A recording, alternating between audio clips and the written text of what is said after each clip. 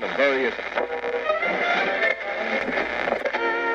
I don't eat no meat, no dairy. various Happy planet with all the carnivores and the destructors on it. No member of the animal kingdom nurses past maturity. What about this overcrowded land? How much more will you from me? Can't you stand? Soy milk, 'cause cows are for calves. It's not succulent, tasty or kind. It's death for no reason. Hello and welcome to The Species Barrier, where two vegan environmentalists question how we interact with the planet, the other animals who call it home, and explore that barrier in place which separates the human animal from other species. Coming up today, Anne Heritage, guardian of at the time the world's oldest female dog on Earth, and author of the book Bramble, the dog who wanted to live forever. Karen Phillips, a sanctuary founder who tells us why health and fitness is so important to longevity. And as the Lincoln Vegan Festival approaches, motorcyclist Allan Crossley stops by to tell us why he'll be visiting on tour. In the news, we cover the usual, ever-worsening course of ecological and civilisational destruction. So there's been a really big anniversary, hasn't there? In addition to your veganiversary. Yeah, it's been my 9th vegan anniversary, so 9 years since I went vegan, but the big anniversary is... Captain Planet is now 25 years old. For those who don't know, Captain Planet was a cartoon ecological superhero. How many series are there? About 6? Yeah, something like that. And he started in 1991, obviously, so 25 years now. And it's a cartoon that both you and I watched as children, and I think it probably had influence on lots of people who saw it. You do wonder if the messages that he gave have been heeded. Sadly, I don't think they have. Things are getting ever worse, as we're going to sadly see throughout this show. I also wonder if there's anything like that in the modern context. I wonder if the children of today have such an ecologically minded TV programme aimed at them. I don't think there's anything. I don't think there's anything like that today. I mean, obviously, we don't know. We don't watch children's TV. You know, it was such an unusual cartoon series. To summarise it, it was 5 young people who all had these rings which had power, and together when they combined them they brought together Captain Planet. Each one was taken from a different continent, so you had someone representing each continent, and then they were uniting to sort out environmental problems, and when needed they would summon Captain Planet to fight these very stereotypical eco-villain characters who were just set on doing evil, pollutive deeds at all times. Definitely, it's really worth a watch. Marcus and I rewatched it about a year ago and really enjoyed it. But the sad thing is, actually, that was 25 years ago and they're saying exactly the same things now. Well, everything's got significantly worse. You know, there were lesser problems 25 years ago. Now we've got 25 years of making every single issue worse, you know, perhaps bar the ozone layer, which was met with somewhat of a response.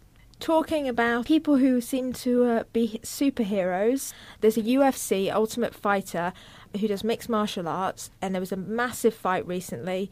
The guy's name is Nate Diaz, and he beat a very, very highly ranked other fighter, Conor McGregor. In the vegan community, we're very quick to claim celebrities. So Conor McGregor had been boasting of a paleo diet to help him gain a lot of weight, whereas a lot of people had latched on to Nate Diaz in the past calling himself a vegan. So they discovered that aspect in the fight.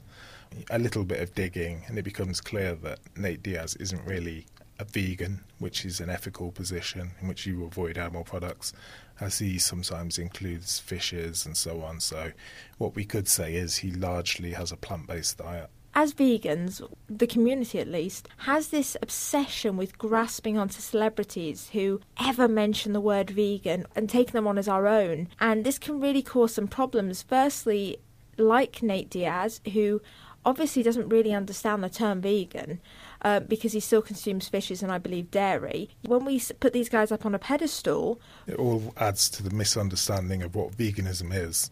which, like I said, is an ethical position. We claim all these inconsistent people who are just doing a plant-based diet temporarily, and, it gets us so far away from the intended definition of the word. It's like Beyonce, isn't it? The whole Beyonce fiasco, just plant-based for 22 days or something. Another example of vegans, or the word vegan being attached to something we have issues with, was the foie gras menu at a pub. They'd said they'd been receiving death threats from vegan activists. Yeah, this was a real problem because basically this pub in the UK, on its Valentine's Day menu, decided to have foie gras. However, what the vegan activists failed to notice was they also had a heck of a lot of other animal products too. It wasn't just foie gras, there was not a single vegan option on there. They all decided they were going to start calling, messaging on Facebook, this place, in order to get foie gras removed. So in the process, suggesting that foie gras is worse than the other animal products that are on the menu. I think there was even a chicken liver option on the menu, which is funny because you're obviously saying, I don't know if this was duck or goose liver foie gras, but you're just saying, duck or goose liver foie gras is worse than the liver taken from a chicken. It just gets so ridiculous. And as we know, there is no hierarchy of suffering, whether it's eggs, dairy, or any of the fleshes or foie gras. They're all just equal to us, as we can't put ourselves in the mind of these farmed animals, and we shouldn't. It's all unnecessary suffering. If the death threats are true, and obviously we only have one side of the story on this, actually, is that really helping our cause? Is it not better to be out there doing creative, non-violent vegan education and spreading the message that way? Are you really going to change anyone's mind by shouting at them down a phone? Well, like we've just said, it makes us look confused. We can't help if people see having the ethical position of veganism as being nutters. That might be the case anyway. But what we can say is it makes us look confused, it makes us look inconsistent, it makes us look like we could be called hypocrites, etc. And also it makes people think that if they're not eating foie gras, then they're actually on the same side as us. They're doing their bit. And really, we need to be encouraging them to stop using any animal products. As you suggested at the beginning, the only options to switch to, if you were going to boycott foie gras on that menu, was other animal products. It was a totally worthless gesture. Perhaps they could have asked for a vegan option on the menu, which would have actually achieved something. So a much more effective form of advocacy or activism is from a non-vegan, a lady called Holly Rockwell. She's the editor of Gadget, who had previously spoken in the press about wanting to be sterilised. This woman she's 30 years old. She's been trying to be sterilised since she was 26 on the NHS, so in the UK. She's really been battling and come up against every wall there is. She's finally got the go-ahead, which is fantastic, and hopefully opens the door for other young women. Yes, as she said, she faced a lot of pro-natalist bias. We've spoken about antinatalism before. Antinatalism attaches negative value to birth, whereas pronatalism is a bias that runs through society, where at every step you're encouraged to, and it's expected of you, to give birth. So she has come up against that in her doctors, in the medical establishment, and then it's taken a lot of convincing. It's taken writing in the media and showing them these articles to eventually get the right to opt out of giving birth. As she says, everyone can do it freely. Everyone can have children. And she's faced even a blowback about the cost of the sterilisation. Yeah, obviously when we're talking about blowback, we are talking in a lot of the right-wing media. The blowback has basically been, why should we be paying for it on the NHS if she wants to make a decision not to have children? However, that's totally ignoring the fact that why should we pay for it on the NHS if someone wants to make the decision to have children? And they're not an equal decision.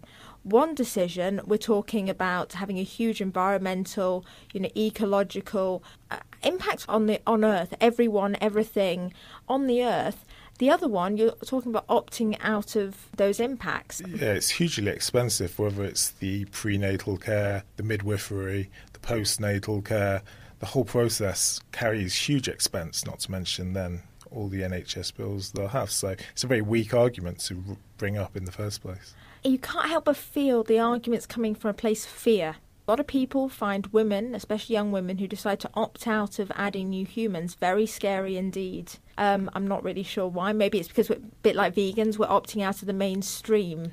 I think, yes, in both cases you're viewed with suspicion and you're viewed with an element of, oh, this person's judging me, they're saying I'm unethical, they're saying I'm doing something unethical, and they just go on the attack straight away. Talking of spare neutering, Prevent Unwanted Pets, which is the spare neuter organisation I run in Lincolnshire, will be having a stall at the Lincoln Vegan Festival. The Lincoln Vegan Festival is coming up on the 9th of April, and it's at the Drillhorn Lincoln, which is pretty much bang smack in the middle of Lincoln, which should be a really great day out. £1 on the door unless you're under 5, and then it's free. They're going to have a variety of talks. I'm personally going to be talking about plant-based dogs and spay and neutering.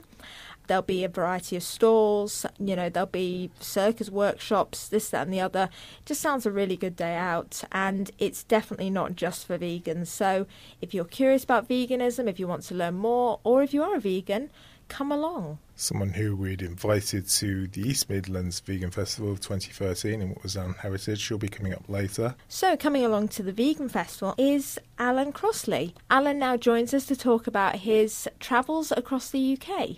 Welcome to the Species Barrier, Allan. Could you please tell our listeners a bit about yourself? Certainly, yes. My name's Allan, as you said. I'm exploring England for the next month on my motorbike.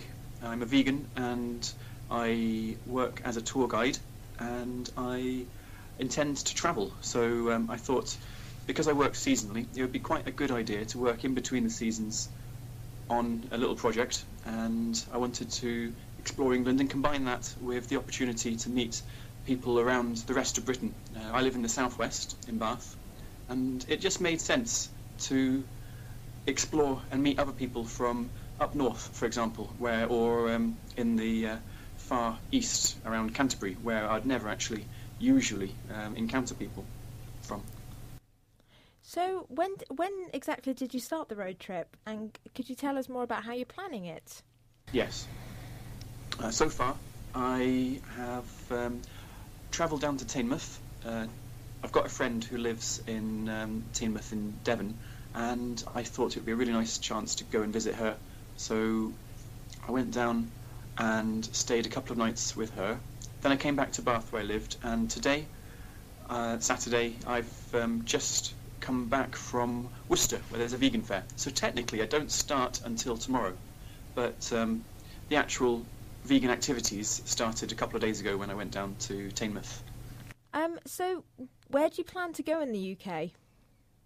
I'm going to work around the coastline anti-clockwise. I'm going to start in Portsmouth, primarily because I've travelled a lot around Devon and the south coast, because it's close enough to Bath that I can get to easily. So I'm going to start in Portsmouth and then work my way towards Canterbury, and essentially I'm just going to follow the coastal roads. So I'll visit Chelmsford and Colchester. I'll go up to Norwich, then King's Lynn in Lincoln, and I'm looking forward to that Lincoln festival that you were talking about earlier. Then further up, I'm going to stay in Lindisfarne for a couple of days, where I'm meeting a friend to do some hiking. And the return journey, I'll be coming back via Birmingham in the lakes. I also want to go into Anglesey, so that's the only time when I actually spend time out of England, but because I won't really be able to visit Anglesey easily otherwise, Anglesey is an important one for me to visit. So are you keeping a blog for this journey that people could follow you on? The blog is at WordPress, so if you were to type in http://AllanCrossley, spelled ALLANCROSSLEY.wordpress.com, you would come to my blog. I think I'm going to actually develop it so it will be called Vegan Motorcycle Diary, and that's the same thing, http://veganmotorcyclediary.wordpress.com. Then if you'd like to follow, you'll hear the backstory about why I decided to do this journey and all of the adventures day by day as they occur. I don't know what adventures are going to happen, but I'd like to visit some sanctuaries, I'd like to visit some vegan places. So essentially it's ethical and heritage places that I want to explore, and while I'm doing that, the people. I really want to meet people around the country, whether they're the Brighton Vegan Group or Lincoln Veg Fest. I'm going to visit Vegan Society Birmingham as well, so the offices, and I just want to find out who's who and where they are and what they do, and if I can help do anything with them. I'm working, but also I want to expand my own activism as well, and while I'm doing that, it'll be interesting to see who's doing what and where around the country. So how can people get in touch? Facebook me on Crossley Allan Richard, and you've got a photo of a bearded man, that's myself. Very welcome to do that. Anything you'd like to say that we haven't covered? I would like to say to all the vegans out in the country, enjoy life, eat well, and if you see me, give me a wave and I'll come across and have a chat. It would be a pleasure to meet anyone who is free while I'm travelling around. And we'll be seeing you at Lincoln Vegan Festival. That's right, I will. I'll look out for you specifically.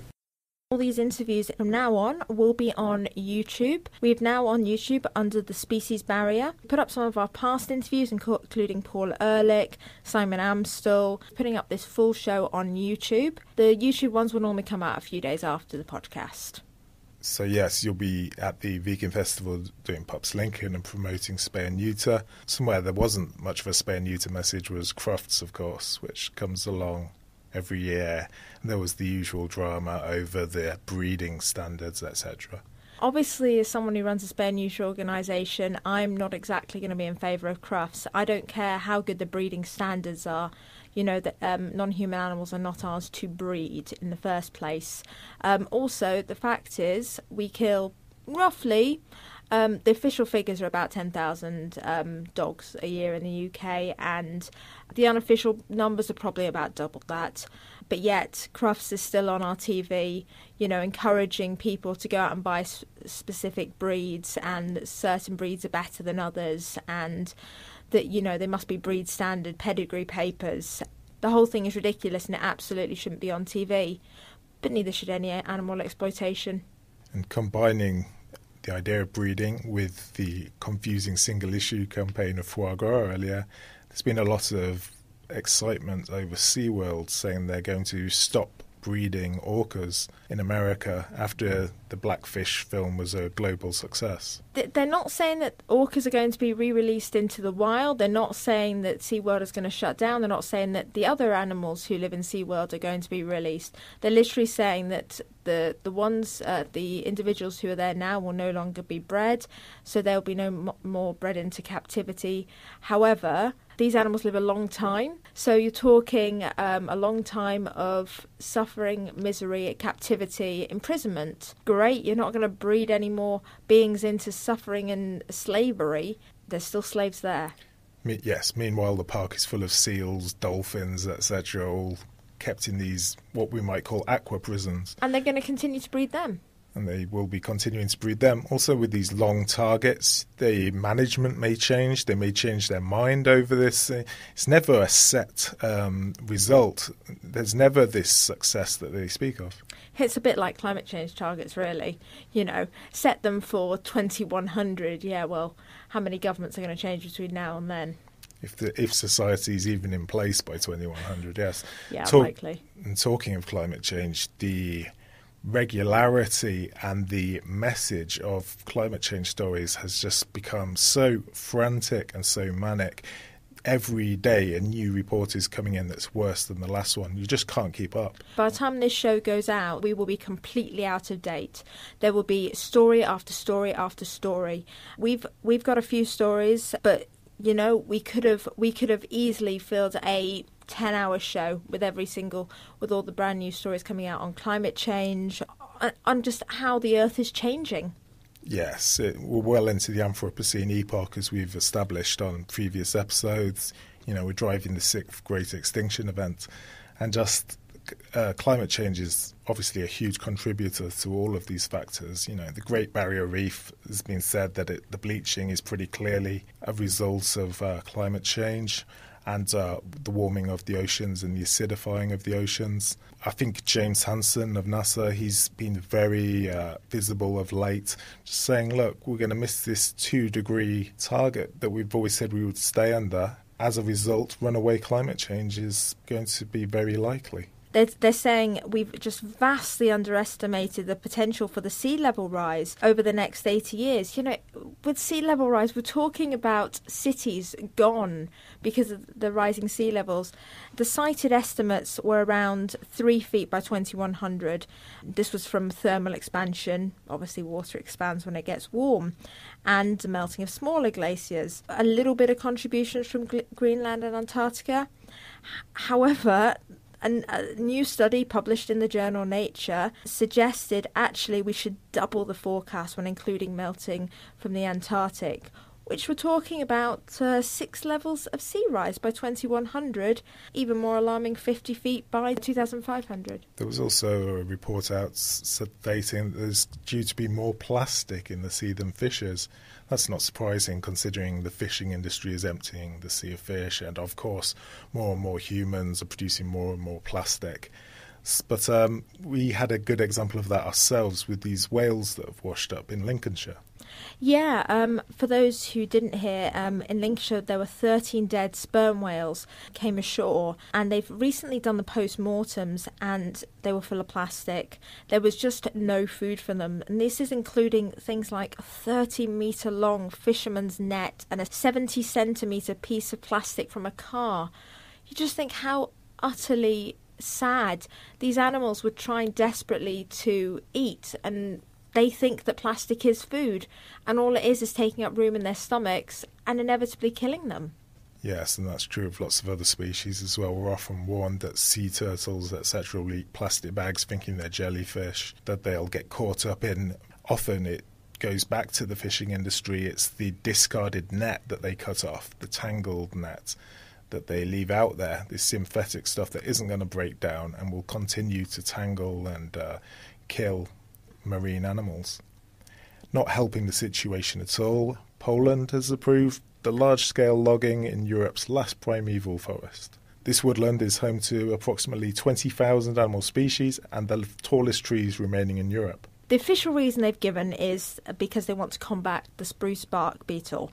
But this is going against everything, and the protests from scientists, ecologists and the EU. And they're talking about harvesting more than 180,000 cubic metres of wood from the forest over decades. This is completely dwarfing their previous plans, which were to harvest 40,000 cubic metres over the same period. With places like this, it could be a real symbolic kind of battle line to defend one of these very the last primeval forest of Europe. Habitat destruction obviously ties in very greatly with extinction, and there's been a study published in the International Journal of Primatology that says every single primate species, that includes us of course, will be adversely affected by the rising temperatures and the changing rainfall levels. Many primates of course are already endangered by habitat loss, hunting, the illegal pet trade, so this additional threat could push several species over the brink. Wellness salute, this Dick Man from Dead Prez, shouting out 107.3 FM. You are listening to the Species Barrier. Rise up. First time in Dutch history, the government-funded group Nutrition Centre has placed a limit on the amount of meat it recommends its citizens to consume. This is recently published dietary guidelines that indicate consumers should eat no less than 2 servings of meat a week. But the reasons are interesting. Obviously, we disagree with any animal product use. However, the fact that they're citing high carbon footprint of animal agriculture as the motivation behind this is really quite interesting. And they're urging citizens to replace the meat with protein-rich nuts and pulses, so not other animal products, which is really quite unusual. Yes, of course. So why the focus is always on meat is always a frustration to us, whether it's ethical arguments, or in this case, an environmental argument, the issues still apply to dairy in particular and eggs, etc. There's an even more thorough study that's taken place as well, saying that if every person on Earth adopted a vegan diet without milk, meat, honey, or any other animal source foods, that the greenhouse gas emissions associated with the food system in 2050 would fall by more than half compared to 2005 to 2007 levels. That's one of the several striking findings that were in an analysis of food and climate, which were published in the Proceedings of the National Academy of Sciences. The thing to be clear on this is a global vegan diet wouldn't actually hold the planet below the 2-degree threshold on its own. It would just merely enable the food systems to make its proportional contribution to the task. We still have to look at the other impacts and, the biggest one of all, which is the human population. Hello, I am the vegan Simon Amstel. You are listening to The Species Barrier. Anne Heritage, as I said earlier, was companion human to the oldest female dog on the planet at one time. We talked to her about Bramble, and we talked to her about anthropocentric attitudes and the loss of the last green spaces. Hi Anne, could you tell our listeners a bit about yourself? I've lived in Somerset all my life, and I kind of consider myself to be part of the landscape and the wildlife, really, as much as the human community. My dog lived to a good old age. He lived to 25 years old, and I guess that's what most people would recognise my name for if they do. So you've just spoken about, obviously, your canine companion, that's Bramble, but over the years you've had several. Could you tell us a little bit about them? Yeah, we've had 7 dogs in total, which started with Floyd, who we got from a taxi driver, actually. We'd gone through SPCA to try and get a dog, and at the time they had parvo outbreak, this is quite a few years ago now. And so the taxi driver that had taken us out said, I've got 2 dogs, and he was trying to get shot at them, essentially, because his wife was pregnant, same old story, and so, they didn't want the baby and the dogs, they were getting rid of the dogs, so we took both the dogs on. It was Floyd and Phoebe. And I'd never had a dog before, always wanted one, but when I was a child, my parents didn't really want pets, so-called pets, or companion animals in the house. So since I've had my own house, I decided to see if I could home some dogs. So Floyd and her sister, Phoebe, didn't get on so well, so we did find a new home for Phoebe with an old lady, and we kept Floyd. And when we were given Floyd, we weren't told that she was already pregnant, so after we'd had her for a while, she gave birth to puppies. So at one point we'd gone from having sort of no dogs to 5 in the house. She was a collie, possibly spaniel cross, and I was just amazed by how intelligent she was, because like maybe most people, unless you've had animals in your life, you don't really realise what they're capable of, and how much actually like us they are in many ways. They have the same sort of hopes and desires, the same sort of requirements, food, sleep, and they need to have some autonomy and so forth. So I was just really blown away by how smart she was and how amazing.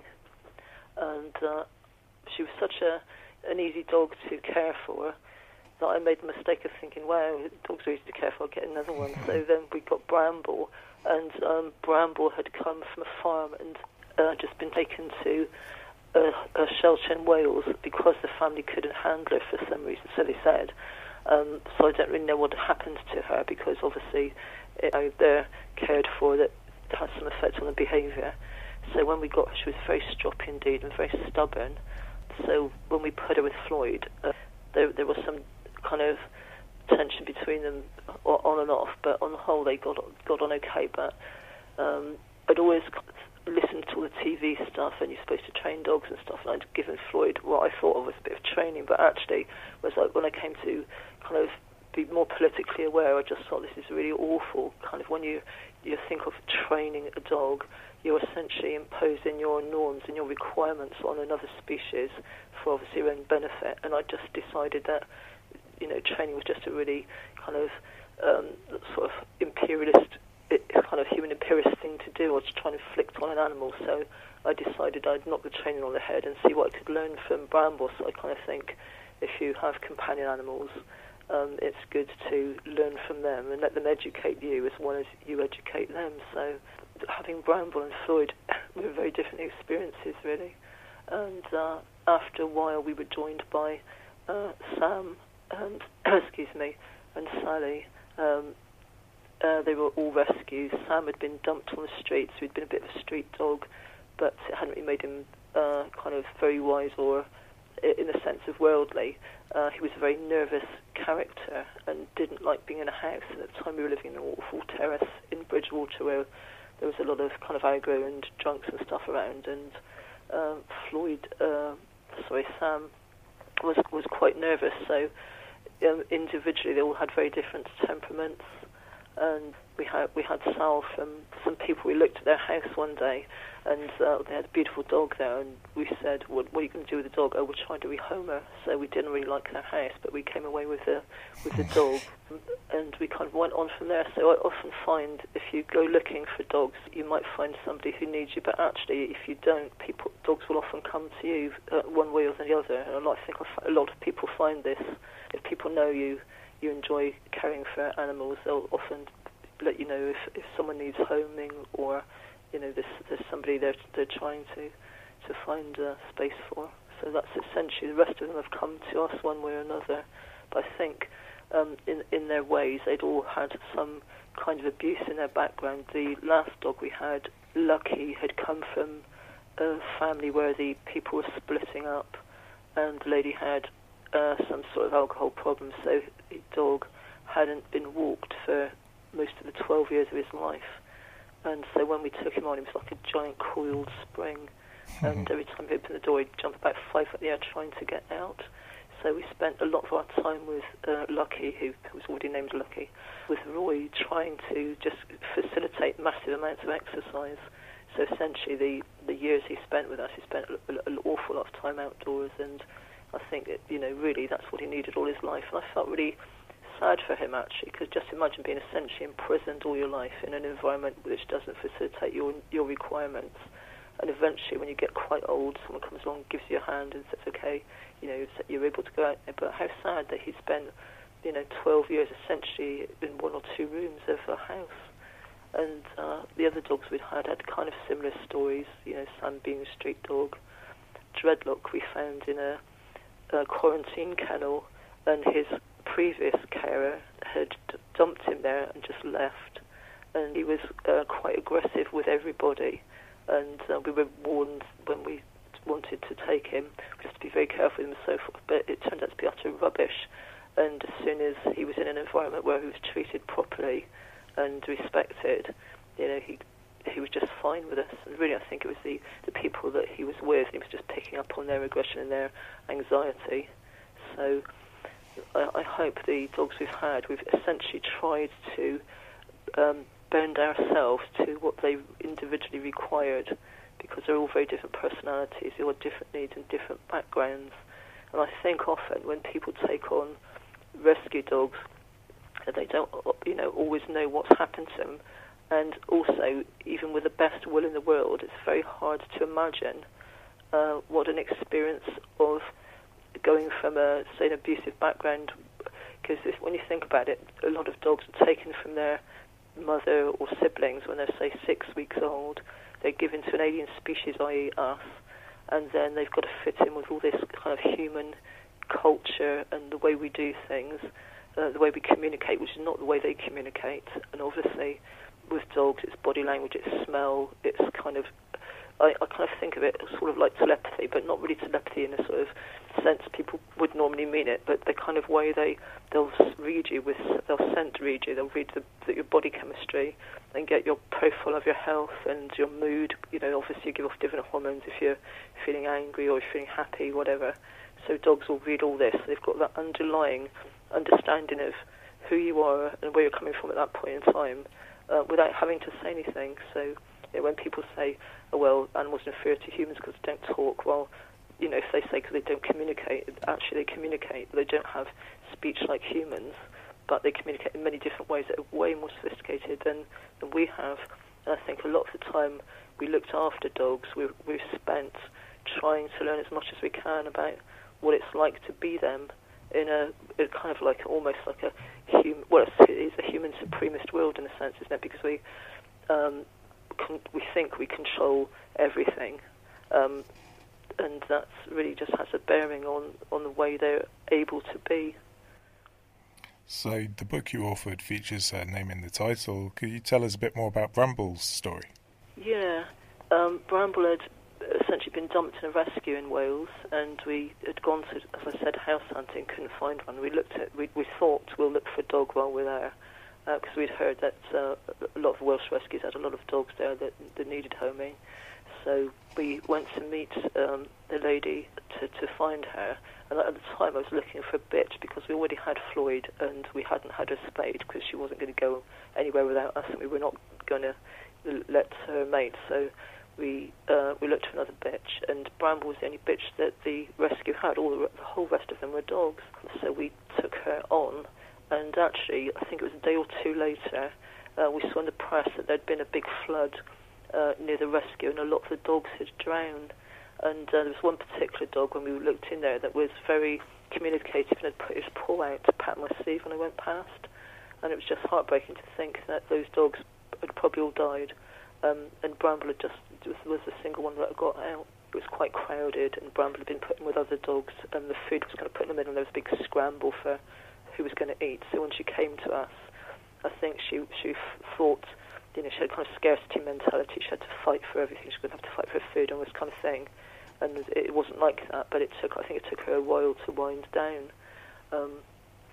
As an individual, she was very, very stubborn, which I think helped her live a long time. She had an unfortunate penchant for enjoying watching other dogs fight, which was awful.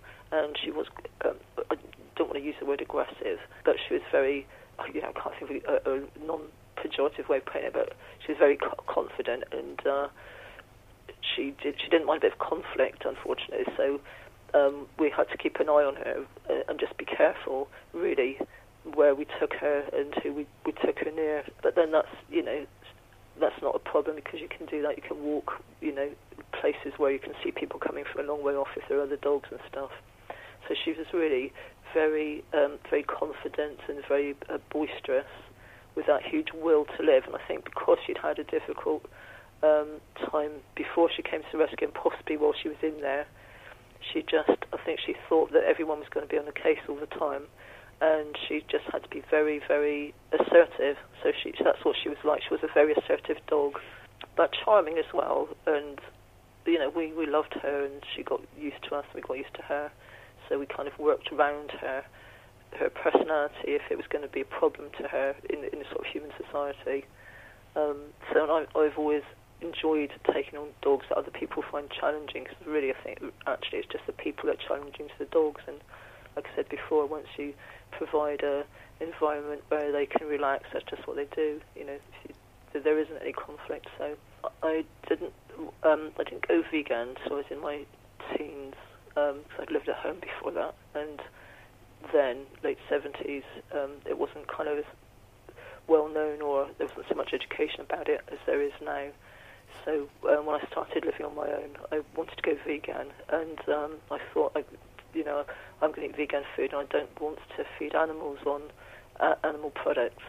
So I'd kind of researched diets. I did a lot of research across the board and read things like Francis Lapmore's Diet for a Small Planet, and a lot of the stuff written by Adele Davis. Neither of them were vegan, but they talked about combining grains, for example, to provide protein.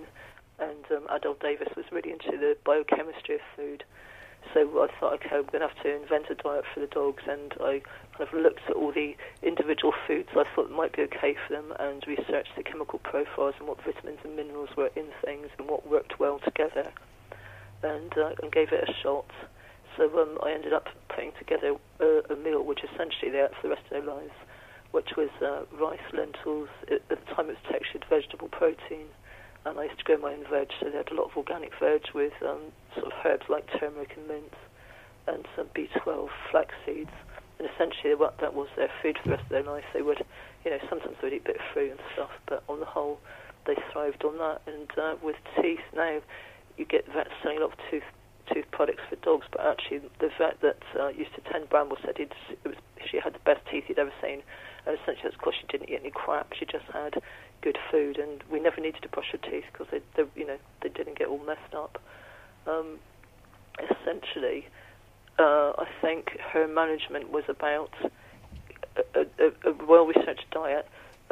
We used to give her a lot of exercise. We would be out for, between work hours and hours every day. And then there are other kind of things that I thought about, like how a dog has to fit in with a human family. So that most people have them when they're very young, or when they've been in an awkward situation, like they're coming from a rescue and they've been thrown out of their other family. So that dog's going to have all those kind of issues when it comes to of maybe not being secure, or maybe they've had a bad experience, or if it's a puppy, she or he will have sort of development needs.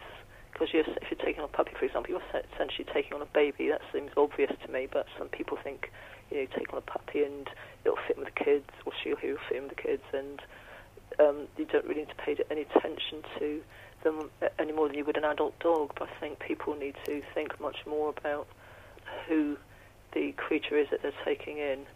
And really, when you think about it, every family has got issues of one sort or another. You get sibling rivalries between children, and then you get the homes where there's maybe sexual abuse going on in the house with maybe children or whomsoever, or you'll get violence going on in the house. You maybe have a battered spouse or partner or something like that.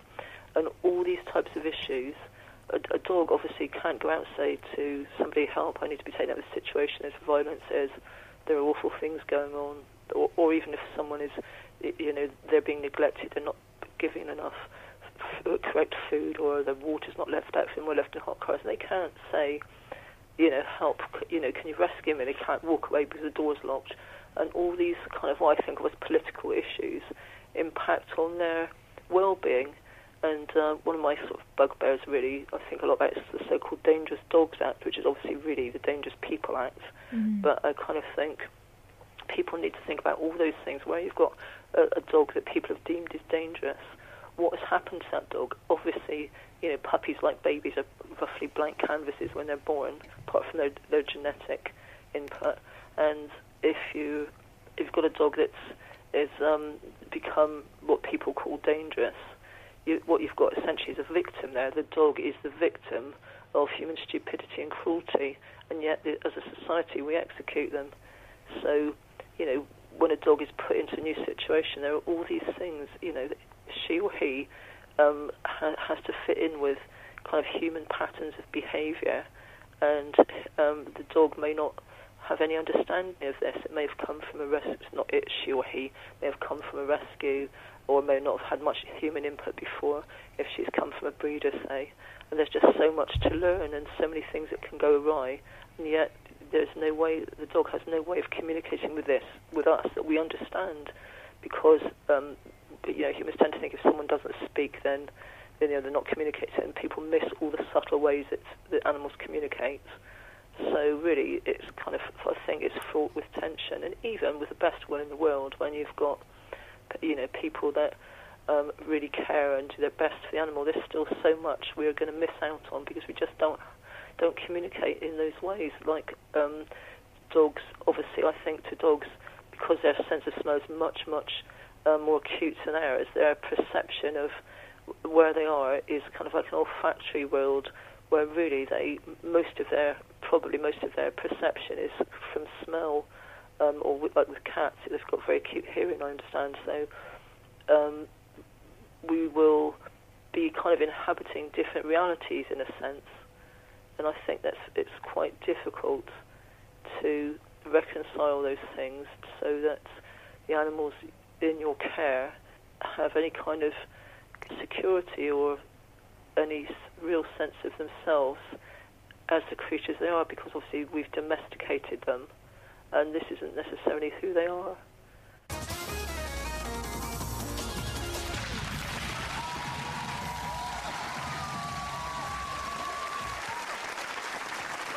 Hello, I am the vegan Simon Amstel. You are listening to The Species Barrier. Yes, so how do you feel about that domestication, and what duty of care do you think we owe to companion animals such as dogs? I think that legislation should be immediately brought in. I know this isn't going to happen, but ideally to stop people breeding dogs at all, and breeding should be stopped, period. And what we've got with animals is essentially captive animals. Even with the best will in the world, any dog cannot choose to be with you, and essentially they're captives. So their whole life will be, even with the best will in the world, prescribed by humans. We will tell them when we're able to get them out, when they're going to eat, you know, if they're going to have a bath, when we brush them, which room or rooms they're going to be put in, and essentially there isn't one decision that's any real use or has any real meaning to a dog that a dog in a domestic situation can make for her or himself, as with all companion animals. So I would like to see companion animals phased out, because from their point of view they're essentially slave animals. And I know some people would disagree with that and say, oh, my dog's really well looked after and stuff. But, you know, just imagine yourself well cared for and fed and housed and all that, but actually you get to make no decisions. You get to not really express very much of your personality and so forth. So I think it would be really useful for animals if they were gradually phased out. I think everybody has a responsibility toward captive animals to care for the ones that are here already. And I think it should be a government task actually to fund that and to facilitate the proper care of those animals. We all pay tax, and a lot of tax goes to people that have children for schooling, healthcare, and so forth. So those of us that don't have children but do care about animals, maybe we'd like to see a lot more funding going to look after those animals and facilitate as good a life as they can have. Like you said, they're in a very vulnerable position, aren't they? You know, not least sadism. You know, they just have no way of alerting others or getting rescue. That's the thing, and I'm sure you saw on the net this week the one that particularly was sticking in my mind at the moment. There was a little dog that was jumped on by two teenagers. I think she was thrown down the stairs and has now lost the use of her legs. I'm not sure if she was put down or not. They're at the complete mercy of humans, and you know, not all humans have goodwill towards animals or obviously other humans. So, like you said, you get sadism. Something that isn't talked about very much with animals is the sexual abuse of animals. Obviously, there's the dairy industry, and we could devote just hours just to talking about that and how appalling the abuse of cows and calves is. Essentially, everything we do as humans involves abusing animals in some way, either to some degree where they don't have any freedom or autonomy, as with a captive animal, or if the other end of the scale, or if it is the other end of the scale, where they're just literally slaughtered and butchered and just die in agony, and there's no one there to hear their screams. I mean, and even those of us that know what's going on, how much do we really do about it? You know, it's non-stop the whole time, and this is kind of the backdrop of our lives. Those screams are going on the whole time, whether we hear them or not. What are we doing about them, really? On a scale of, you know, percentages, you know, not a lot, in fact.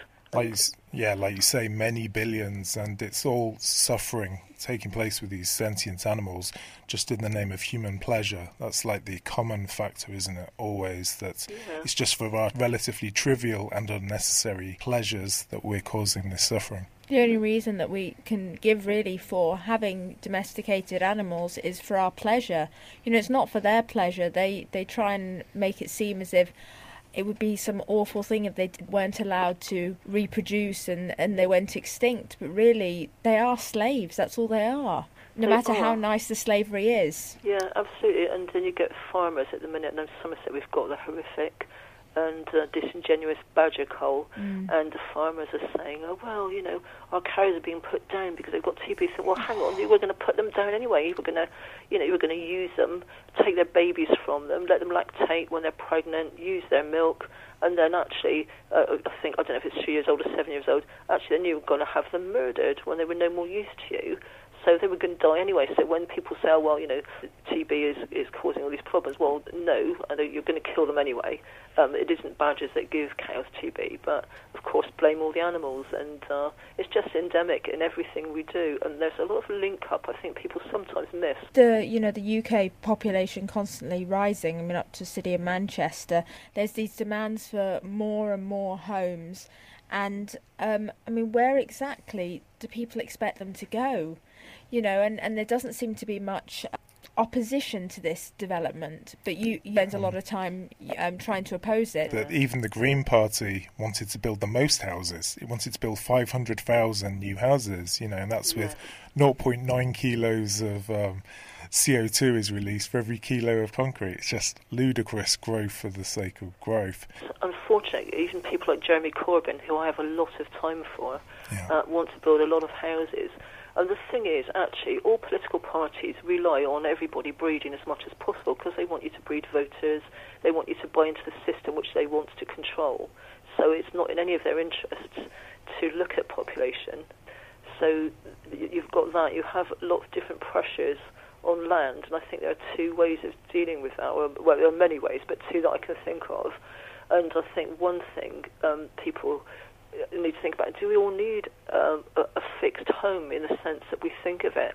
I mean, I think maybe in the future people could possibly work more collectively, and I would like to kind of see like a system of housing where you could just go to somewhere you're working and you can just kind of plug into a community of people in this building and do what you need to do, and then kind of, I think people are very kind of stuck where they are sometimes. You go out your 9-to-5 job, and you need that to buy your car, and you need that to get you to work so you can buy a house, you can live into your 9-to-5 job and all that. So I think there are other ways of doing things that people could think about.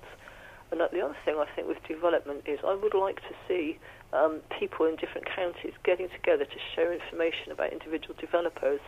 I've found in Somerset, where we've opposed developments, the same developers are essentially annoying and upsetting people all around the county and making inappropriate developments in the wrong places. You get beautiful villages foisting these awful sort of ubiquitous houses on them.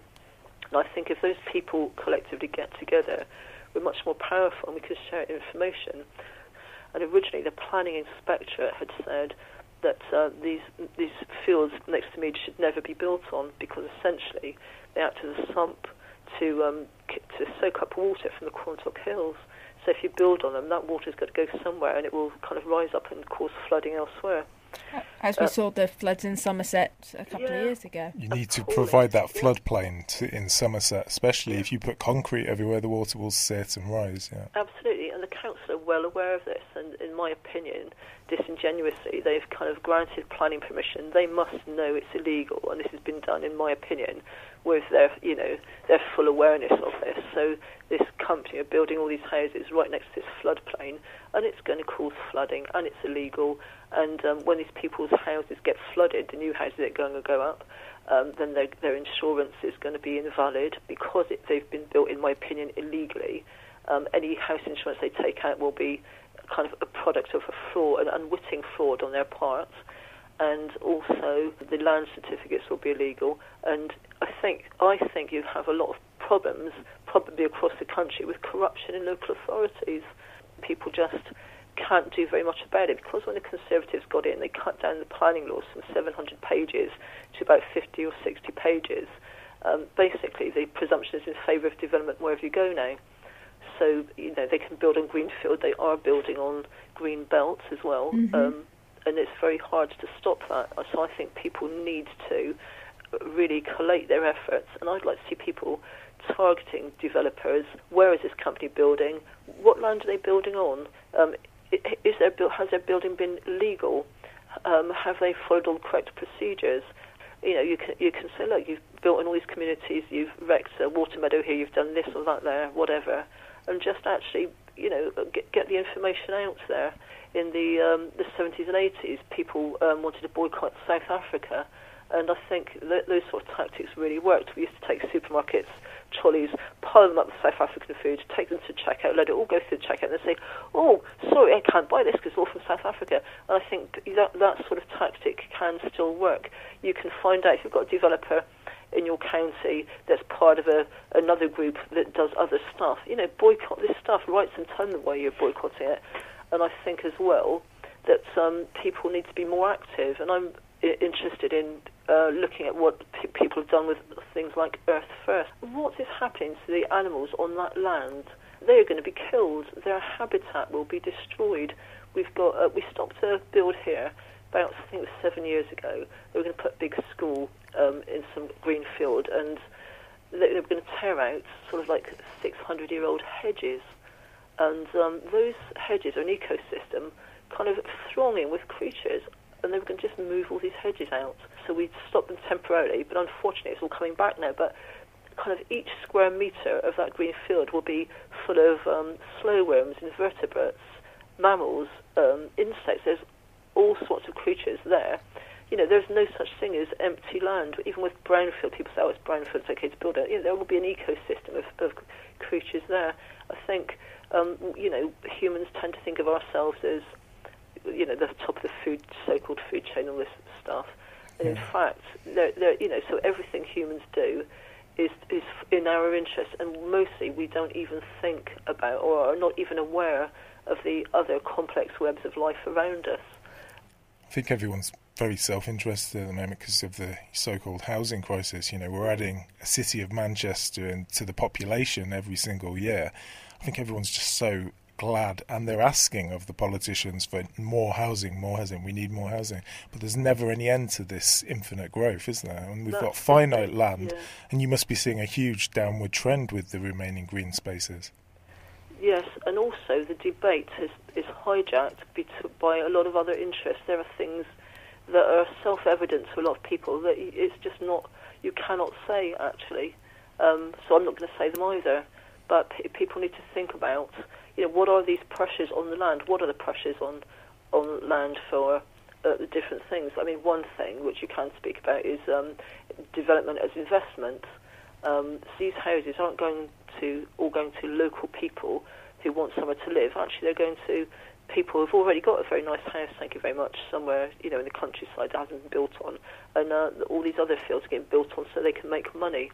And I believe now, someone was saying the other day, that a lot of London is now owned by kind of, rich oligarchs or whatever, and not the people of all different nationalities that have lived there for decades and hundreds of years, actually. So the people are being taken out of cities, and housing estates are being knocked down, and they're being shoved out, further out, while very rich people have properties that they probably don't even live in, and actually a lot of them won't be lived in at all, ever, and they're just there for investment.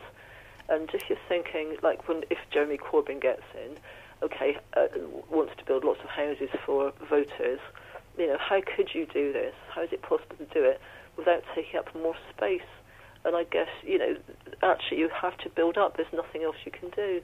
But rather than do it in the way that was problematic in the 60s, maybe build up things, housing, that is higher spec and more ecologically fitting and so forth. But you've got to stop the supply of people, in fact, so people don't have to have children. I know a lot of people locally, if they've had a couple of kids, they go and have a couple more. 4 children is quite common. Why would anyone need 4 children? Why would anyone need any children? We don't have to keep breeding. And, this is a problem. You have to stop the supply of people by just not creating so many, because that's the only thing you can do, because like Marcus just said, you can't make more land. And like you say, even if the population is housed in more dense situation and you build upwards, you're still going to need all the resources, you're still going to need the agricultural land, ever-growing amount of that, and it's going to need transporting into this densely populated urban environment.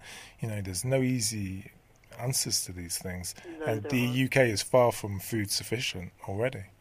Yeah, and it's not being helped by developers building on all the agricultural land, and then it's not helped by people's diets, because people that are eating dairy and meat products are using obviously much more land than if they were on a vegan diet. So these things are obviously creating some of the pressure. Try and create less people that is the answer, and it won't be popular, obviously. But that's all there is, because what's the alternative? You cannot make more land.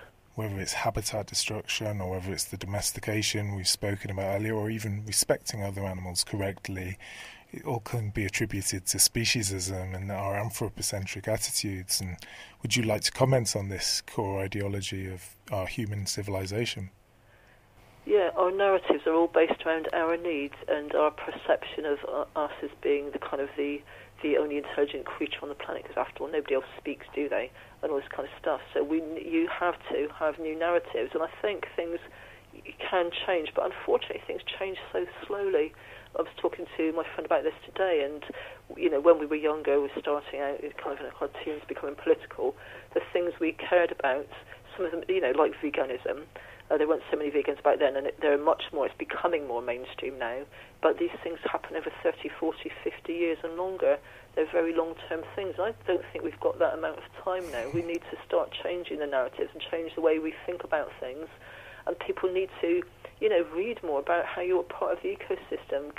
You have to research things and find out actually, a good example. Roy was saying yesterday, he was a Star Trek fan, and was saying about one of the episodes when aliens were trying to communicate with beings on Earth, and the humans were thinking, we don't know how to communicate them, but actually they weren't trying to communicate with us, they were trying to communicate with the whales, because they were the intelligent life form.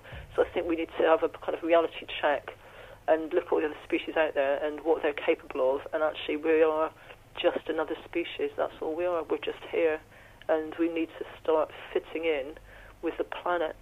I read a while back a definition of intelligence as being how much time you can spend at play.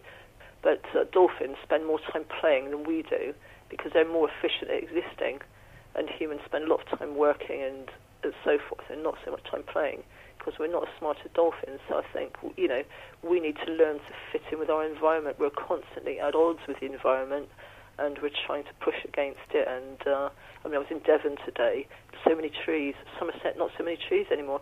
We're just destroying everything around us. We're destroying, trees create the air we breathe. We are destroying the planet under our feet. And it's almost like that Floyd thing, his idea of thanatos, the death wish. It's almost like that's, ultimately all humans do, running to our death by our own hand, essentially, and it's just so stupid. How intelligent is it to be the one species that's destroying your ability to endure into the future? There we are. That's what we're doing, and now even there's becoming more awareness of it now. I don't know what we can do, actually, because we've destroyed so much of everything. And all this stuff, it breaks my heart on a daily basis. If I'm in the countryside or whatever, you listen to the birds and kind of look at the wildflowers and stuff, and it's magical, it's absolutely magical. And we're destroying this, Every time somebody builds on land, you are killing the wildlife. The rabbit warrens are being bulldozed, the slow wormers are being run over, the hedges being ripped up so the birds don't have anywhere to nest, This is just criminal. I can barely think about it. It upsets me so much. But while people are breeding, they're demanding housing, they want more consumer goods, we're just kind of, to that expression, going to hell in a handcart. We need to just, have a big wake-up call. But I think the planet is doing that. In Somerset particularly, we've got the new Hinkley Point new reactor has been posited. Whether it go ahead or not, we're not sure now. But they've cut down lots of ancient oak trees, hundreds-year-old. These trees have been growing, and they've moved a lot of badgers out of their sets and moved them elsewhere. And whether it's even going to go ahead now, we don't know. If it does, there's a problem of what you're going to do with all the nuclear waste. So that's just one example of utter stupidity. Fukushima, what's happened there? The ocean is boiling with radiation now. It just leaves me speechless, really. We are just destroying the planet at a very fast rate, and essentially we will then die out, and maybe that's not such a bad thing. What's it all for? Like Edward Abbey said, growth for the sake of growth is the ideology of a cancer cell. There we have it. I guess we're a microcosm of that. That's what we do, and the more of us there are, the quicker it will kind of progress. I'd like to see more people get sterilised, control your fertility, people, and actually think about it. if I'm in a doctor's waiting room occasion or something like that, you pick up a magazine that's aimed at young women, and it's all about marriage, babies, all that kind of stuff, and you think, what a tragedy actually for these women as well, and men, to get stuck in these kind of structures where, it's kind of self-perpetuating horror over generations. You're going to go in this little couple and you have babies and a little house, you'll spend all your time working to support this little unit, and actually there's so much you can do, explore your creativity. And I just think so many people don't have the education, or they don't give themselves the opportunity because maybe they'll get pregnant when they're younger, and there's so much they miss out on. Definitely, and it's so hard for especially young women, I think, to opt out. Be it the latest case, who's finally managed to get sterilised. She's been trying since 26 and she's 30, and it shouldn't be hard. If a woman is old enough to get pregnant, she's old enough to decide not to ever get pregnant.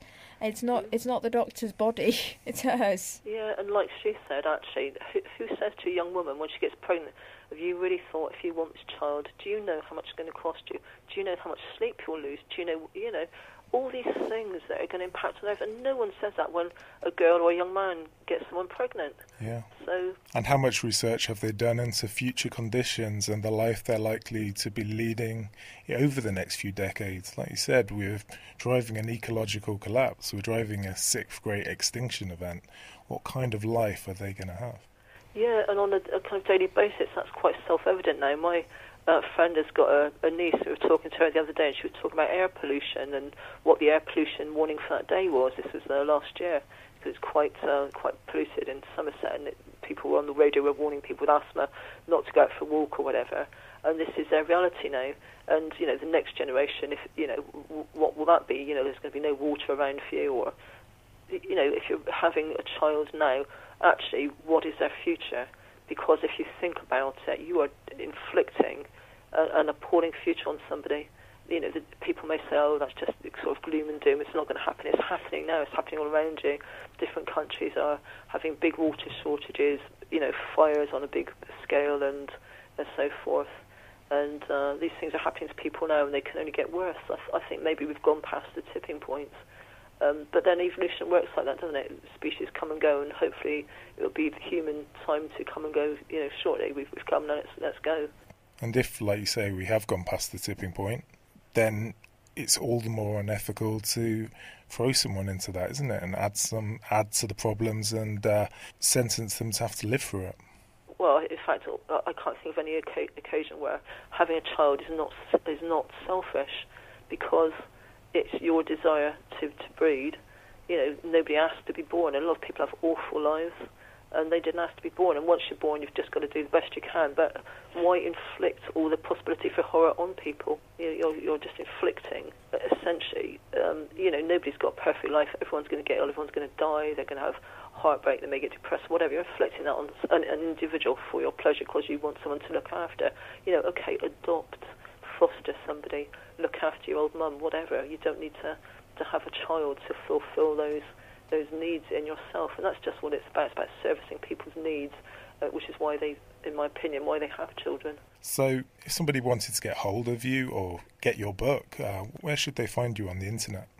I'm on Facebook, and I'm always happy to interact with people, and my book is on the net. It's Bramble, the Dog Who Wanted to Live Forever, and you can either buy it or you can get the Kindle edition, and I think it's in the library on Kindle, so if you're part of the library you don't have to pay for it. It is on Amazon, and there are a lot of problems with Amazon, but actually I couldn't afford to publish it myself, so I had to kind of weigh up, putting the vegan message out there that you can feed dogs vegan, because essentially the so-called pet food industry is just one mass holocaust of agony for other animals, and in the end of the day, although Amazon isn't the ideal vehicle for putting the information out there, it is a vehicle for doing that, so it is out there currently. Is there anything else that you'd like to say that we haven't covered?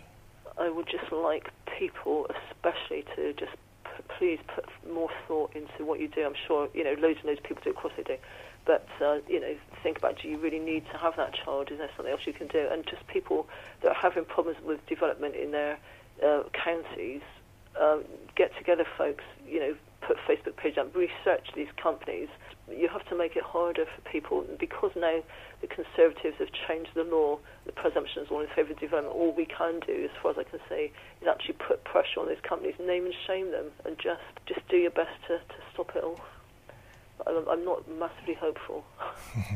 Humans have got to go, because until we do, we're just wrecking the environment. If people leave, with one thing about this interview, I hope they enjoy the magic of the countryside as much as I do, and think about, how can we preserve that. Hello, I am the vegan Simon Amstel. You are listening to The Species Barrier. We spoke to Karen Phillips from Hope Haven Animal Sanctuary in America. She's a vegan, and she's also a big proponent of animal rights activists keeping themselves fit and healthy in order to care both for themselves and in order to allow them to care more for others. Hi Karen, welcome to The Species Barrier. Could you tell our listeners a little bit about yourself? Well, certainly, and thank you so much for having me. I'm excited to speak with you today. My name is Dr. Karen Phillips, and I am a practicing veterinarian here in Pittsburgh, Pennsylvania, in the States, and I am also the founder of Hope Haven Farm Sanctuary. So as a vet, you focus a lot on spay and neuter. Why would this be? Spay and neuter, that is one of my great loves. It's hard to say where it all got started. If you had talked to me about it when I was in veterinary school, I would have never thought that it was something that I would be interested in. But when I graduated and I was working several years in my private practice, it became very clear to me that my real love was for the homeless and the unwanted pets. And that's what made me end up leaving private practice and starting to work solely and completely in shelters. So I left my high-end practice and just did shelter work. And I was learning so much information when I joined the local shelter. And one of the most upsetting pieces of information that I learned there was that over 2 million animals that enter shelters here in the U.S. every year get euthanized. And that was just a heartbreaking statistic for me to have my eyes opened to. And so that's really what started my passion for surgical procedures and performing spay-neuter procedures particularly, because as rewarding as it was to work with the shelter animals and the animals that were in the shelter right then and there, what I really wanted to do was to try to create some real change and decrease the number of animals entering shelters. And the best way to do that, in my mind, was to start spaying and neutering as many animals as I could to decrease the unwanted animals out there that were entering shelters and that had the risk of being euthanized. Yes, 2 million is a huge number just because humans want to trade in dogs and keep them around as commodities, isn't it?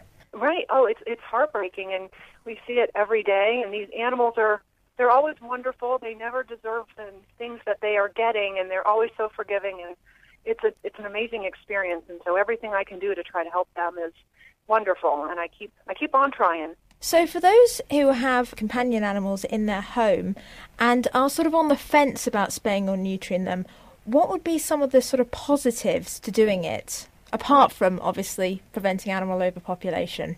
Sure. Oh, there are so many reasons. I really, it's hard for me to come up with a reason not to do it. For me, obviously, the decreasing the number of unwanted litters is high in my mind of importance. But for the general, pet owner that has a dog or a cat as a pet in their home, as part of their family, some of the major reasons that are important to think about for female animals, a dog or a cat, getting them spayed would be you would decrease the signs of them going into their heat cycle or their estrus cycle, and that will take away any bleeding they might have at that time. It also decreases the vocalizing that they can do when they're in their hormonal estrus times, and it will decrease the amount of roaming that they do, trying to go out and find mates in the neighborhood. And for cats particularly, if anyone has out there that has a intact female cat, they just act crazy during their times when they go into heat. They just act a fool and they yowl and carry on, and they're just inconsolable. So getting them spayed certainly takes away those activities, as well as some of the very serious consequences that it removes with cancers. If you get your female dog or cat spayed, it will completely eliminate any risk of ovarian or uterine cancer, and it also greatly decreases the risk of mammary cancers. So those are all incredibly important reasons to consider getting a female animal spayed. And there are just as many wonderful and important reasons to neuter a male pet. Again, whether that be a dog or a cat, what happens with a male is by removing and castrating them and neutering them, it will remove the testosterone from their bodies, so any testosterone or hormonal-induced behaviors will be eliminated, and those very commonly, more so in dogs, are the roaming, well, it's true in cats as well, fighting with other males, humping, which nobody wants that in their house, and also with cats particularly, urinary marking is very prevalent in intact males, so get rid of that hormone and you take away all of those issues. And again, importantly, you will also eliminate completely any risk of testicular cancers. And lastly, but just as important, is the risk with prostatic cancers in male dogs are very greatly reduced when they're neutered, as well as mammary cancers, even in males, and perineal growths and tumors will also be decreased. So those are all hard to argue with those facts, but those are all wonderful and important reasons to have your animal spayed or neutered.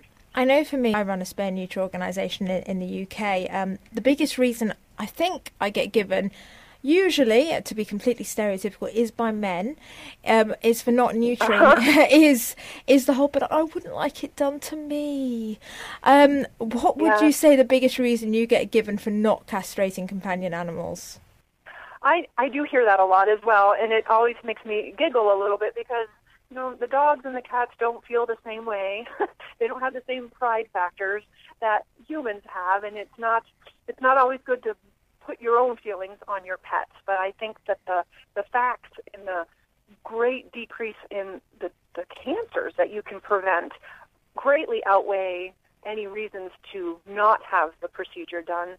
And I think a really big reason as well that we have here in the U.S. that I get a lot is expense and convenience. I have a lot of people saying that they just don't have the money to have it done, and I'm not sure how it is for you folks over yonder, but here in the U.S. we have been having so many wonderful spay-neuter programs are just blossoming everywhere in just about every city and every state. There are so many spay-neuter initiatives where there are such wonderful low-cost programs where you can have this procedure done at very reduced rates. There, almost every humane society and shelter are trying to enact those. So there really isn't any good excuse at this point for not having the procedure done due to expense because, wow, we can really have it done at a very economical rate these days. We're still struggling with that a little bit in the UK, to be honest. We do have, we're very lucky, the Blue Cross, who are a very large organisation here, have started spending a lot more of their money on actually spay and neuter vouchers, and they help with a certain percentage towards the procedure. Obviously, there's organisations like Prevent Unwanted Pets, which I run. I started it up in Lincoln because Lincoln had absolutely nothing, and really, you were talking to Marcus would be much better at putting this in dollars than I am, but you were talking about $400 to spay an average size bitch. I think that's about right, about $300. Yeah. And oh my gosh. Yeah. So, and now we can get, well, by combining our discount with the Blue Cross vouchers, we can get a staffy. So about a 25 kilo bitch done for about $30. There is some good changes coming along then. It's taking a bit of time, but there are some changes. But I know it's a big problem for people, unfortunately, and that's why we're so thrilled that the Blue Cross in the UK are helping everywhere in the UK now, because while we don't, thank God, euthanize nearly as many animals as the US, we do still. Well, one's too many, isn't it? Well, yes, but the numbers, if you can keep your numbers down, it's still lives that you're saving. So, like you said earlier, in addition to being a vet, you also run Hope Haven Farm Animal Sanctuary. Could you tell us a bit more about this? Yes, I love to talk about Hope Haven Farm Sanctuary. It is a dream come true for me to have this farm animal sanctuary here It is definitely a dream of mine to run a place like this. It's a small farm. It's a 7-acre farm here. We're about 10 minutes away from the city of Pittsburgh, which was very important for me to have something close to a city so people could visit. And I kind of got the idea for it soon after I started working in the animal shelter, where I was working with dogs and cats and rabbits. But even there, and even in the city of Pittsburgh, I was really shocked and surprised to see how many farm animals were coming in through these city humane societies and shelters. And they were coming in for several different reasons. Some of the bigger ones are that they're confiscation cases and neglect cases that the Humane Society's humane agents were working on. They brought a lot of farmed animals in from those. We also did a lot of work with the police that would investigate hoarding, and that's a big problem here in the U.S., especially in Pittsburgh for some reason. It's just a real problem here. There were also, and we have a problem with illegal butchers that don't use proper codes and things like that are doing that on the side. There was abuse, there were violence cases that the police worked with. We would get farm animals through those. We also did see several escapees or victims of the factory farms in our area, and problems with transport, like if a big truck full of chickens heading to slaughter crashed or got in an accident or fell over, we would often get those animals in through our open door shelters. And of course there were always way too many unwanted pets. Even farmed animals here are used or seen as pets very often, and individuals that for one reason or another wouldn't be able to keep or wouldn't want their farm animal pets would bring them into the animal shelters, especially this time of year, which is why one of the reasons I thought it was so wonderful we could chat, because we're heading, at least in here, we're heading in toward spring. There's holidays and things like that people love to get baby chicks and baby bunnies and baby ducklings, and it's always a problem after the fact because people don't think about the long-term care of these animals, and shelters get inundated with these adolescent farm animals that people decide they don't want. So that was the real reason that started me thinking about a farm animal sanctuary, because the dog and cat shelters are just not set up to handle farm animals. They're wonderful for dogs and cats, but the stainless steel cages and the cement-walled runs that the dogs live in were not appropriate for farm animals, and it broke my heart to see them being saved from one area of neglect and put in a shelter where they were scared and not able to be comforted as well as they should. So it was a big push for me to try to do something for them, particularly. I felt they needed their own place where they could live and just exist the way that they were meant to in a farmed, pastures and barns, and having companionship from others of their own kind. And that was the whole reason Hope Haven got started. It took a long time, but it was the reason I started. Yeah, like you say, I've already seen these Easter trends going on with the little bunny rabbits and the ducklings and the chicks. Yeah, it's just such a terrible, such a terrible idea to ever give a gift of another animal. Yeah. We've spoken in the past to Sandra Higgins, who runs a farmed animal sanctuary in Ireland, and we spoke about the care and the realistic care needed for animals such as chickens. And, sadly, they're often touted as very easy pets, as very easy to keep, no need for vet treatment. And that's not the case at all. Got to give them more than that, yeah. Yeah, they deserve more than that, and they're living beings. They definitely require a doctor, a veterinary care, and and I think it's the lifespan that people don't look.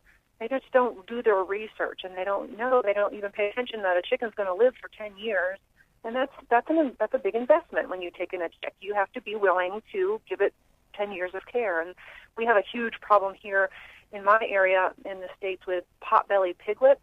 And everybody, it's a big rage. Everybody wants the cute. They are the cutest things in the world. I agree, but people don't realize pot-bellied pigs can live to be 20, and they get big. Yeah, they definitely do. They don't think about it. We have the whole micro pig craze over here, but obviously there's no such thing as a micro pig, and they do not stay tiny forever, and so a lot of rescues end up taking them in. And they've been deprived of company of their other pigs. They've been deprived of the correct behavioural help, of mental stimulation, and so you have quite an angry, quite a large pig. Oh, and they're even a 60-pound pig. A 60-pound dog is much more handleable than a 60-pound pig. They are nothing but they're tanks. They're very, very strong, and they need so much care. People don't even think about it before they get it, but so much veterinary care in a potbelly pig. They have to get their hoofs trimmed. They need those tusks taken care of routinely. Really important for the females to be spayed because they are extremely moody and can be very violent when they go into heat if they're not spayed. And at least here, we don't have a lot of vets that are comfortable working with potbelly pigs, so it's often hard to find that care. So it's something that really needs to be looked at before getting that baby piglet. And unfortunately, most people don't. No, I think that's the case with quite a lot of animals. Even from your dogs upwards, even cats. People we see it a lot on Facebook, on the Facebook selling pages. They think about the immediate cost of an animal in the term of the not adoption fee, of the actual buying fee, because they're not adopting them, they're just buying them. Right. I can afford, say, $20 for a cat. They're not thinking about the future of all the things that could potentially go wrong, of all the basic medical needs, of proper food, everything else. And then when you get into farmed animals, like you say, you need the correct vet. You need someone who knows what they're doing and who's comfortable. Right, yeah, because they are different. They require different medications, different vaccinations, different anesthetics, and it's a lot harder to find a vet to help you out with a farm animal. Veterinary care for dogs and cats is much more common, and it's just something that people really do need to consider. But you're right, people that purchase an animal on those sites, you're setting yourself up for issues, because if you only have X amount of dollars to buy an animal, you definitely aren't thinking of the future. And when you purchase an animal from those sites, very commonly they don't have their basic care up to date.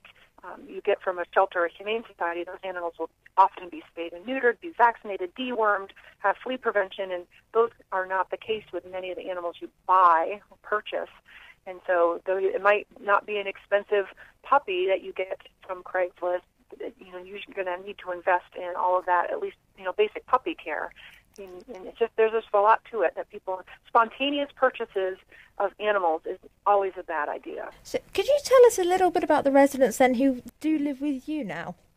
Yeah, we have just amazing. It's been life-changing to live here with these animals. We have about 140 animal residents living here at Hope Haven Farm Sanctuary, and we have pretty much the whole breadth of farm animals. We have pretty much every species I can think of, except we don't have cows, which makes me sad because I do still love them, but we are small. As I mentioned before, we're just a 7-acre farm, so we really have to be conscientious of providing the best care for the animals that we take the responsibility for, and because of our pasturing and our grazing land is somewhat limited, we have to be careful of the number of grazing animals we take in.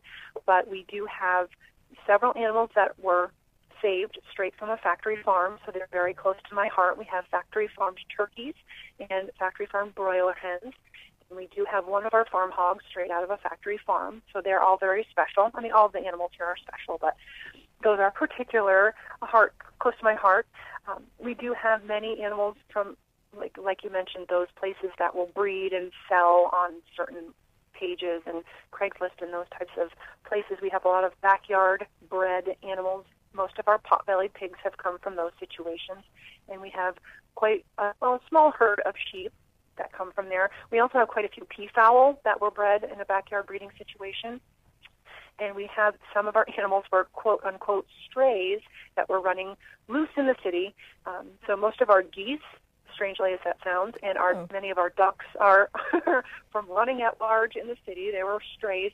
And then we do have quite a few unwanted pets that we have taken in here for rehoming. We have goats, and we have chickens and roosters and llamas and alpacas, and we do have a horse, and we have emus, which are my absolute favorite. They're the most incredible creatures I've ever met. I've never had any experience with emus until I started Hope Haven, but They're pretty fantastic. If you've never met one, it's worth a trip to try to visit one. They're pretty great. We do have a cockfighting rooster that came out of a confiscation case. So we have quite a bevy of wonderment here at Hope Haven. You have a very strong workout ethos and you promote animal activists staying fit. What is your reason behind this? I know some people might find that that's an odd correlation between animal welfare work and physical fitness and health, but to me, there's such a dramatic connection. They're so important. They really feed off one another. I feel strongly that people, especially in our field, in animal welfare and in animal care, are some of the most generous, self-sacrificing people that I've ever met. I'm surrounded by them, and they're always so willing to give of themselves to help the animals. And it's such a commendable characteristic that we seem to all have as a connection between us, but it can get to the point where it's detrimental. And that happened to me specifically when I started Hope Haven.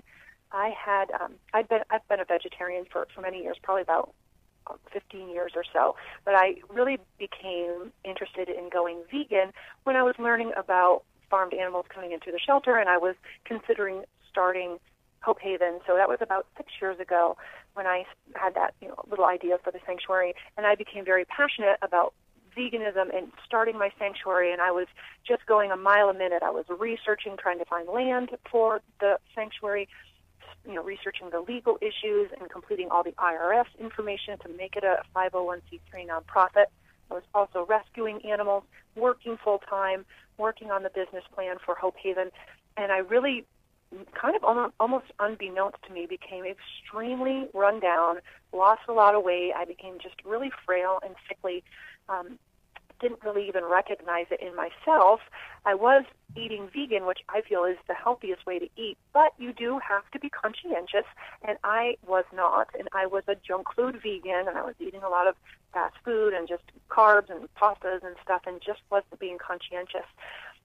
And what happened to me is when I finally started Hope Haven, it was the first weeks or so of being here at the property. I had, and I remember it's so vivid in my mind, I had my first delivery of hay delivered, and they left 60 bales of hay out in the driveway, and I was going to bring it into the barn, and I have a small stairway up into the hayloft of the barn. And I had a big hayloft door as well, but I wasn't able to throw the hay up into it, so I was just carrying the bales up the staircase and stacking them in the hayloft. Well, a bale of hay, can weigh about 50 pounds or so, and I remember carrying them up there, and I must have only taken 4 or 5 bales up there, and I was done. I was exhausted and totally wiped out, and I remember almost panicking because it was later in the evening, it was getting dark, I had to work the next day. I remember kind of panicking, like, what am I going to do? I have 60 bales of hay. What if it rains? I can't leave them out here. And I remember just sort of plopping down and collapsing in the dirt outside the barn and just sobbing because I was like, I can't do this. I don't know how I'm going to care for these animals. I can't carry hay. I'm so tired. And it was just a real eye-opener for me that I needed to kind of stop what I was doing and concentrate some effort on my health, because if I couldn't make it, then I was going to have to close the sanctuary that I had just worked so many years and so hard to open, and I wasn't going to be able to care for these animals that were depending on me. And it was a real eye-opener. We need to be as healthy as possible so that we can provide the best care for these animals, and they deserve that from us. And it's not a selfish act to take care of ourselves. It's a generous act because we are able therefore to give the best to the animals that we're caring for.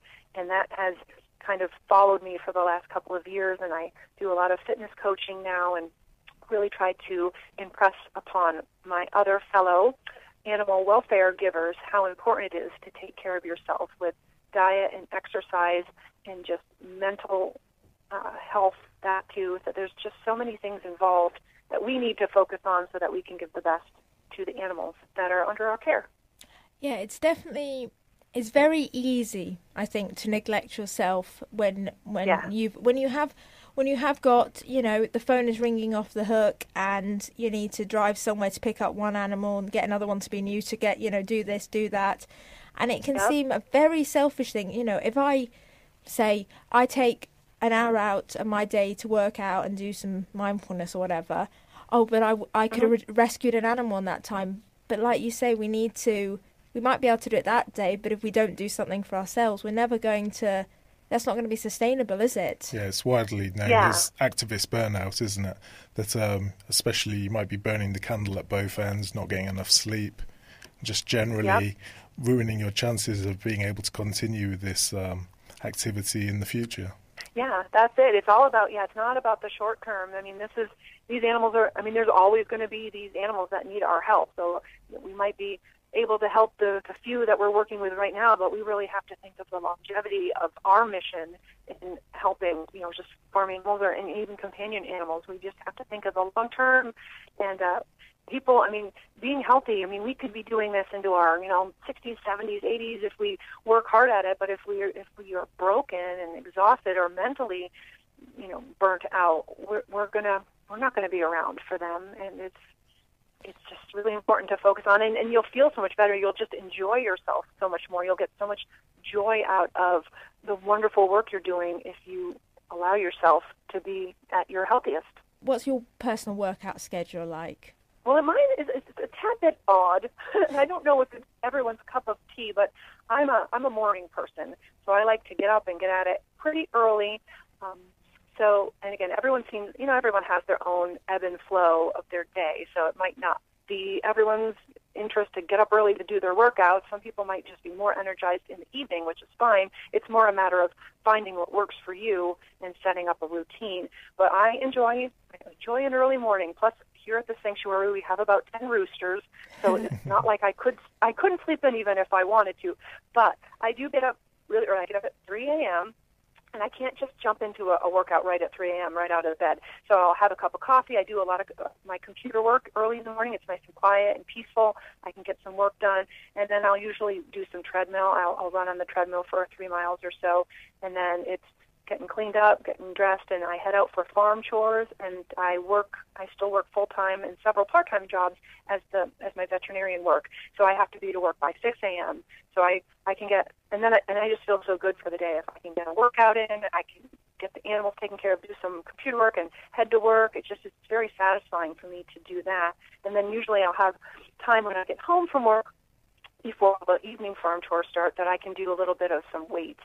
Because I feel that, especially now that I'm in my 40s, it's important to get that muscle going. It's really good for your bones to do some weightlifting. So I do that as well in the afternoon because that's a little less rigorous for me. So that's my scoop. But that's, again, might not be everyone's interest to be getting up at 3 in the morning to work out. Yeah, no, I'm not getting up at 3. You're not not happening. going to try that? Yeah, maybe more. If I get up at 6, you're really on a good day. But having said that, I understand what you're saying about you've got to go with your own ebb and flow. I personally like working out about 11. It works for me. It works around everything I'm doing sometimes. You've got to find a little bit of time to carve out for yourself, because if you don't, it's so easy. It's so easy to say I don't have time, isn't it? It's the easiest thing in the world. Oh, yeah. But if you have time to go on Facebook, or you have time to sit down and watch TV, you probably could actually have 10 minutes to do a little bit of weights, and it doesn't have to be a lot. That's so true, and we don't realize how much time that we waste in a day. And what I usually recommend people do is to keep a little daily journal and just kind of write down throughout the day like what you're doing. And when you go back out and look at that, you will, if you're honest and you write things down, you'll find that you waste time here and there. And Facebook is the worst. It's such a time suck. But really, even if you can work out for 30 minutes, get your heart rate up, get a little sweat going. 30 minutes. That's really going to be, and if you do it consistently, because I'm a victim of it too, where I'll work out gung-ho for a month and then I fall off the wagon and I don't go back to it. But if consistency is the key, 30 minutes, everyone has 30 minutes in their day to devote to themselves, because you're really investing in yourself. And again, if we're honest with ourselves, we all have the time. We just have to make it a priority. Yes, so also on this theme, what's your diet like? Again, that's a little quirky as well, because I am vegan. I eat very simply. I'm not a cook. I don't enjoy doing a lot in the kitchen. So the key to my success in diet is that I meal prep once a week. So I'll go grocery shopping. I'll get everything I need, and then one day a week I'll spend an hour or two in the kitchen, and I'll make a couple of meals, and then I'll package them up into little containers, like little Tupperware containers that I can have in my fridge. I just kind of have my whole fridge stuffed full once a week of lunches, little packaged dinners. My snacks are packaged, and that really saves me. It's just a wonderful way to just grab and go, because most people that are in our field are busy. You want to be able to grab something, go, and that's really helped me to not swing into the gas station or into a quick convenience store and grab something that ends up being fairly unhealthy. So that's very true. That's what I've done. Yeah, it's so easy. I'm the worst. I'll just tell myself I'm going to go grab a cup of coffee, but then it's hard not to buy a snack or a little goodie while you're there. So being able to package meals, meal prep is so important. It's really changed a lot for me, and that's what I do pretty religiously every week. And honestly, I have a big addiction. I have a big addiction to spaghetti squash, so I eat that a lot. That's easy to make and easy to package, and I love it. So that's a big one for me. No, it's a really good idea to do that, actually. Well, I know for me that if I run out the house, if I don't have something like nuts and seeds and everything, if I don't have something like that, I know I will go into a service station and go, oh, there's a bag of sweets. Oh, look, they're vegan. Yeah. They're vegan. Oh, I can eat them. And really, it's just like, here's a bag of sugar. Eat that. And, especially by the time you get to the service station, you've probably not eaten in a good few hours, maybe 5 hours. Right. Or for me, I'm terrible for this. I go, oh, rubbish, when did I last eat? And so you just eat everything in sight that's vegan and none of it's healthy. And then you feel rubbish. Right, yeah. Then you feel really bad. Exactly. And it's a cycle. The worse you feel, the easier it is to just be like, oh, forget it. I'll get back on track tomorrow. I'll just eat a bad dinner. And it's just a bad cycle to get into. Is there anything else you'd like to tell people about or speak about? Yeah, I think we covered a lot of the things that I'm excited about, and I really appreciate having the chance to just connect the dots, because I struggle with trying to get people to get what I'm talking about when I'm talking about the love for animals and animal welfare and doing this with farmed animals and health and fitness and how important it is. A lot of people don't see the connection, so I'm very appreciative of you folks letting me chat about it and talk about Hope Haven. It's really, that's my baby. It's been a wonderful adventure, and I'm glad to have the ability to chat about it, so thank you. So have you got a website where people could donate to or to help you with your work? Hope Haven does have a website. We actually are pretty active on many social media avenues. Our website is www.hopehavenfarm.org, and on the website we do have a tab where you can fill in your email address, and we do have a monthly newsletter, so it just goes out to your inbox. It's not a paper newsletter, and that has a lot of information on it, on a monthly newsletter, and I encourage everyone to sign up for that and find out all the things that are going on here at the farm with the animals. We also do have Instagram and Pinterest and Snapchat and lots of those other social medias, because I'm quite addicted to taking pictures of the animals. So there's always lots of fun pictures up on our social media, so you can really get to know the animals well. Presumably Facebook as well.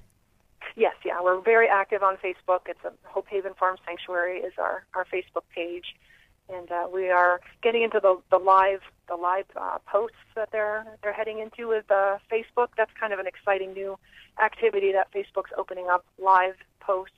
So we're hoping to take advantage of that to have people meet the animals.